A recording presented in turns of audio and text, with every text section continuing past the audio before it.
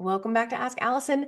Today I'm joined by Kim Wheeler-Poitevien. Kim's been doing one-on-ones with us for years. If you want to hop into a one-on-one with her, then hit the link in the show notes if you're listening on the pod, or you can get in touch with me on social and I will send you a link.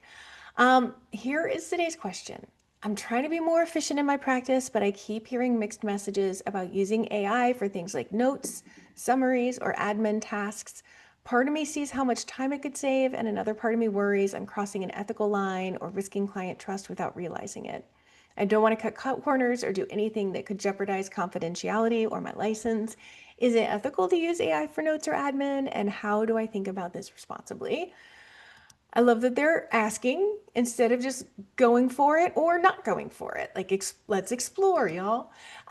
Before we answer, then I'd love to thank our sponsor, TherapyNotes. I've talked about them for years, know their features by heart, but what truly sets them apart is that they genuinely care about your experience. It's not just about troubleshooting. They actively implement user-suggested features like therapy search, secure messaging, and their AI notes feature Therapy Fuel, which will not impact our discussion of this either way. Everybody at TherapyNotes believes in the product and they want you to love it too. Plus, they're independently owned, which means no venture capital and no pressure to prioritize investors over customers. And this independence allows them to keep their prices fair, to focus on innovation, and to prioritize customer experience.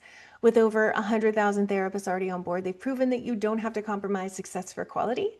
If you're ready to see for yourself, try TherapyNotes free for 2 months with the code ABUNDANT at therapynotes.com. All right. What are your thoughts, Kim? Oh my goodness. I'm kind of 50-50 on it. I have to Hmm. do full disclosure that Hmm. I do use AI to draft up um, my canned responses to Hmm. stuff. Hmm. So I definitely use it for admin tasks here and there. And then, but I'm also I feel really guilty about the water usage. Hmm. So I kind of think about that. Um, but I look at that, but I also have researched a lot of the AI note takers or the ones that you can use in session. And I look at like a lot of, I'm in, a couple of Facebook groups and, with therapists, and everyone has like their discussions about them and how comfortable they feel. I think that it's one of those where I'm not really sure about where it's going to go. Hmm. I know that, for some therapists, especially when you get behind, it can be extremely helpful because it's like helping you to kind of get through and to get all your notes done. The other thing would be is that the concern for actually the note taking and actually listening during a session. Hmm. Um, for me, I don't necessarily feel comfortable with that, so I don't do that particular thing.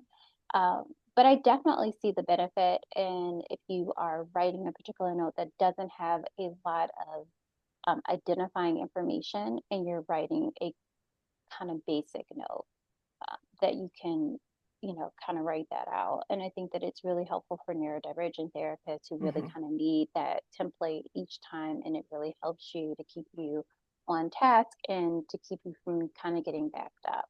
Um, Hmm. so it definitely has been helpful. You can kind of see that it's like, wow, this is life changing. But on the other hand, I do kind of have that thing of like, um, how much information is kind of being heard when you're in a session. And that sometimes will a client actually understand uh, if they're being recorded, that this isn't just your personal recording. This Hmm. is that it's AI and that where is that actually going to? And do you Right. actually own that and where is that going? I think that's a little bit difference between you actually recording the session yourself and then playing it back Hmm. so that you can write it. So that would be my only hesitation about the actual systems that you use, like that you're actually listening to, they're listening in on the session and then they're dictating and creating the note after. Hmm. That's probably where I kind of get a little dicey with it, but those are my thoughts. Yeah, yeah. I took a really good AI ethics course through Yeah, Person-Centered Tech that I would yeah, recommend to anybody. yeah. I cannot summarize it because it was like 4 hours long. But I will say, like, they did not touch on the environmental impact, and that is a real thing that I want to acknowledge. That's not what this person is asking about, so I want to hit the Mm-hmm. parts that they talked about, which is like crossing an ethical line. and client trust. And I think one of the things from that ethics course is like, you absolutely need to make sure your clients know that you're using AI if you're using AI. Mhm. And so making sure that it's in your informed consent. Some of the AI companies for notes have like their own informed consent. So it's a whole separate thing that they have to acknowledge. And I think that that's the way to go about it and to verbally communicate it as well. Yeah. Just like I always tell you all to talk about your cancellation and no-show policy out loud, even though they sign, but nobody reads that stuff. So let's be good stewards of ethics and say the stuff out loud and give them the option to back out. There are a couple different ways to do notes. One where you type in or dictate kind of what happened, and then the AI will make it into a nice, concise note, or for it to listen, like you were talking about. And the major AI note takers do like they're HIPAA compliant. They keep that Mhm. information safe and secure. Um, but I think a lot of the concern that therapists have is like, are we then training AI on how to do therapy? Um, I'm not afraid of AI taking our jobs. Like we all learned in No. grad school, it's the relationship. And I know anytime I've used ChatGPT for anything, it's basically like, you're the most brilliant thing in the world. Like it never pushes back in the way that in therapy we help Yeah. people grow.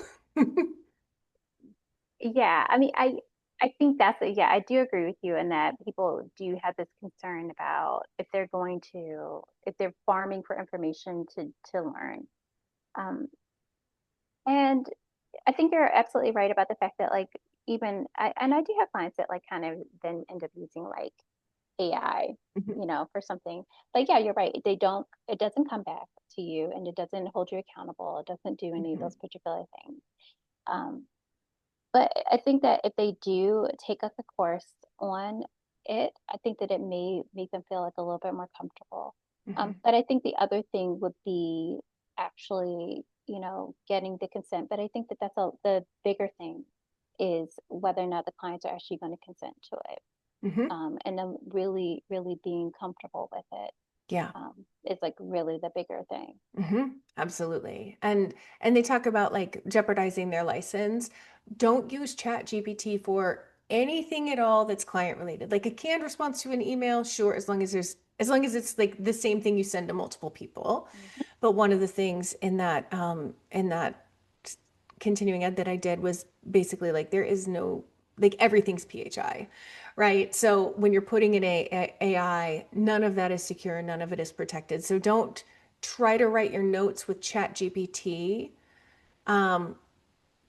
because it's not secure, whereas the notes platforms from AI are.